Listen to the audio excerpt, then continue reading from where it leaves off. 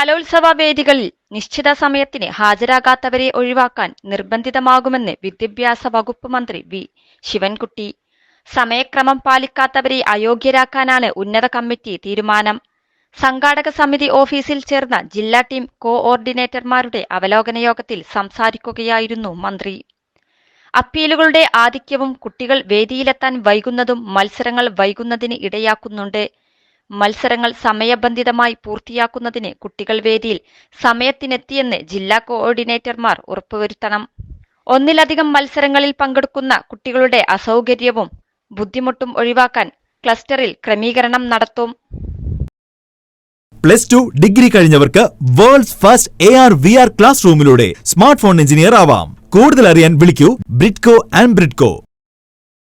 അതിനായി നേരത്തെ clash list തയ്യാറാക്കി കുട്ടികളെ അറിയിക്കും.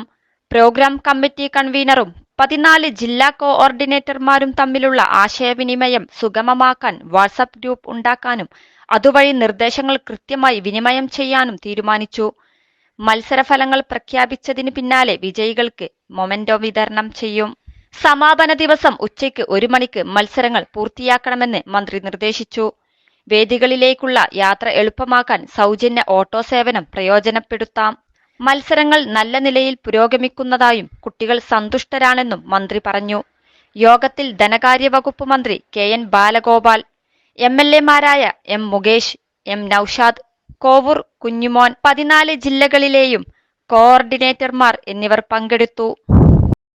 21 ലക്ഷത്തോളം സന്തുഷ്ടരായ ഉപഭോക്താക്കളും 2 ലക്ഷത്തോളം തിമിര ശസ്ത്രക്രിയകളും പൂർത്തിയാക്കിയ മലബാറിലെ ഏക കണ്ണാശുപത്രി അൽ സലാമ ഹൈ ഹോസ്പിറ്റൽ റോഡ് പെരിന്തൽമണ്ണ.